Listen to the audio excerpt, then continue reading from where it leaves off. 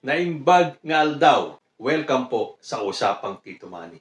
Meron po kasi akong nabasa eh. Ito po ay tungkol dun sa Tan-Ok Festival kung saan nagsalita po ang ating buting senador at kapatid ng ating presidenteng Bongbong Marcos na si Senator Amy Marcos. Kasi may mga pumapalag sa kanyang sinabi dahil yun ay supposedly ay isang masayang pagtitipon, isang festival. Pero iba na naman ang drama ni Senator Amy Marcos. Pakinggan po natin ito. Sa ating mga opisyal, ang magigiting at magagaling na mayor, vice mayor, ang ating mga bokal, sa inyong lahat, happy Tan-Ok. Again, tuwang-tuwa po ako makauwi muli. Nakarigrigat launayan apo na banugan. Ngem kano pay ha asaan ang nagrigat ni Maysa a Marcos. Adun tinamagulwan. Ada kayo makagurapay kanya kun. Ngem adamet latta dagiti agtultuloy as sumusuporta. Kilala ninyo ako. Hindi ko ugali ang sumuko sa probinsya, sumuko sa pamilya.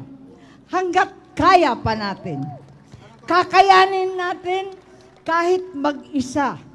Kahit ginigipit, kahit pinipigilan, kailangan kong lumaban para sa inyo, para sa atin, kahit ako ang pinaka-nasasaktan. Sabi po niya, Ate Amy ninyo, pagod na raw pero hindi susuko sa laban. Hanggat kaya ay kakayanin niya ang laban kahit mag-isa sa kanyang pahayag sa pagbabalik Ilocos Norte para dumalo sa Tan-Ok Festival. Part ng kanyang speech, kilala ninyo ako. Hindi ko ugali ang sumuko sa probinsya. Hindi ko ugali ang sumuko sa pamilya. Hanggat kaya pa natin, kakayanin natin kahit mag-isa, kahit ginigipit, kahit pinipigilan, kakayanin ko para sa inyo, para sa atin kahit ako ang pinaka-nasasaktan. Comment po ng mga netizens dito sa sinabi niyang kahit ako ang pinaka-nasasaktan. Si Ate Amy nga daw ba talaga ang talagang pinaka-nasasaktan o si President Bongbong Marcos? Sabi pa niya, hanggat kaya pa niya, kahit na daw mag-isa. Bakit niya sasabihin mag-isa? Andyan si President Bongbong Marcos. Hindi ba pamilya sila?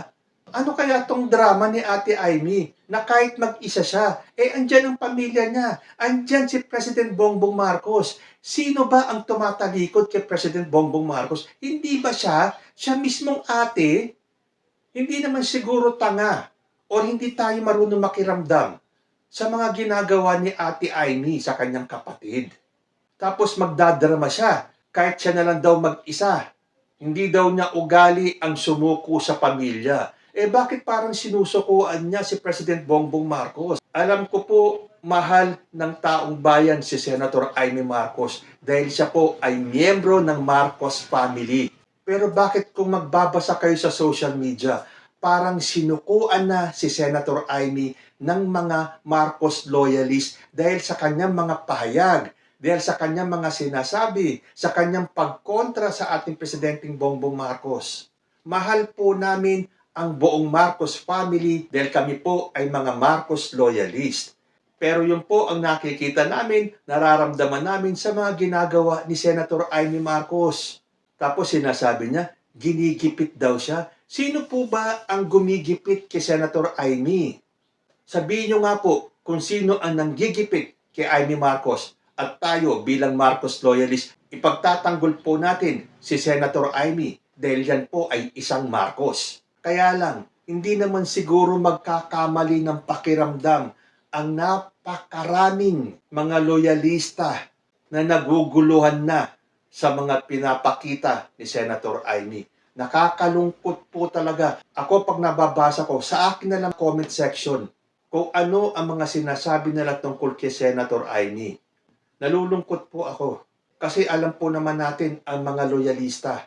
Dahil loyalista tayo, we support the Marcos family, yung buong pamilya po ng mga Marcos. Ngayon may mga mababasa ka na hindi daw kaya may inggit o selos itong si Senator Amy sa kanyang kapatid na si President Bongbong Marcos. Dahil si PBBM ang ginawang administrator ng kanilang ama. Kaya nga nasabi ni President Bongbong nung sila ay nasa Hawaii, As the head of the Marcos family, na siya ang tumatayong head of the Marcos family. Dahil nung time na yon, wala naman si Amy Marcos sa Hawaii. Siya po ay nasa ibang bansa. Yan po ay napanood natin sa pelikulang Martyr or Murderer. Bakit daw wala si Amy Marcos sa tabi ng kanyang ama nung ito ay malagutan ng hininga? Well, alam ko may dahilan si Amy Marcos kung bakit wala siya sa Hawaii noong mga time na yon. Hindi ba parang si Apo Lakay pa ang nagpalayo kay Amy Marcos? Yun naman po ang nababasa natin. Selos daw sa kainggit. I hope hindi. Sana nga po ay hindi totoo yan. Dahil sinabi po ni Senator Amy na walang makakapaghiwalay sa kanilang magkapatid dahil sila ay galing sa iisang puno.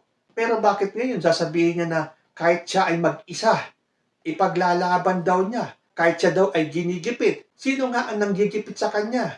Dahil kung pinaglalaban po ng mga loyalista si President Bongbong Marcos, alangan naman na hindi natin ipaglaban si Amy Marcos kung alam natin na siya ay nasa panig ni Bongbong Marcos. But the way things na nakikita natin, isa pa nga po si Senator Amy na kumokontra sa mga polisiya at sa mga gustong gawin ni President Bongbong Marcos para sa ating bansa. Maririnig mo na ang tingin ni Amy Marcos sa sarili niya ay laging tama, na puro mali ang ginagawa ng kanyang kapatid. Well, kami po as BBM supporters ay nasasaktan din na marinig namin mismo sa bibig ng kapatid ng ating presidente na isa siya mismo. Kung minsan nga, siya pa ang nangunguna sa pagkontra sa mga gustong gawin ng ating presidente. Sa sama nga ng loob ng mga BBM supporters, may mga comments pa na below the belt na. Hindi ko na po babanggitin dahil medyo personal na po yan. Kung totoo man o hindi yung kanilang mga aligasyon, labas naman po yan sa pinag-uusapan natin. Lalo na po dun sa mga masyado ng personal. Kasi dun sa last statement ni Senator Amy, kahit daw ginikipit, kahit na pinipigilan, kakayanin daw niya para sa inyo. Well, ito yung sinabi niya sa harapan ng mga Ilocanos. Para sa atin, kahit ako ang pinakanasasaktan. Kakayanin daw niya. Anong ibig niyang sabihin? Siya lang ang nagmamahal sa mga Ilocano o sa mga Pilipino at ang ating presidente ay walang ginagawa? Para kanino ba ang ginagawa ng ating presidente? Si Senator Amy ba talaga ang ginigipit? Siya ba talaga ang pinipigilan? O ang ating presidenteng Bongbong Marcos? Kaliwat kanan ang bumabatikos, kaliwat kanan ang gustong pabagsakin ang ating presidente. Anong suporta ba ang narinig natin mula kay Senator Amy? Nung sabihin niya na walang makakapaghiwalay sa aming magkapatid dahil iisa ang punong pinanggalingan namin at itong pinakahuli, siya daw ang pinakanasasaktan. Well, para po sa amin, ang pinakanasasaktan po ay si President Bongbong Marcos. Lalo na nang hindi pinagtanggol ng kanyang kapatid na si Amy Marcos ang ating presidente sa mga tirada, sa mga pagmumura at sa mga akusasyon na ginawa ni former President Rodrigo Duterte. Hindi po makakalimutan ng mga Bongbong supporters na imbis na ipagtanggol ni Amy Marcos si President Bongbong Marcos, ay pumanig pa siya sa mga Duterte. So maaalis ba natin sa mga Marcos loyalists kung sabihin man nila na tinatalikuran nila ang pagsuporta kay Senator Amy Marcos? Huwag naman po sanang umantong sa ganon. Dahil kahit na po magkawatak-watak na ang lahat, kahit na ang unity team, huwag lang pong magkawatak-watak ang pamilyang Marcos. Kayo po, ano ang masasabi ninyo? Comment lang po down below and I will see you next time. Diyos ti Agnina, peace.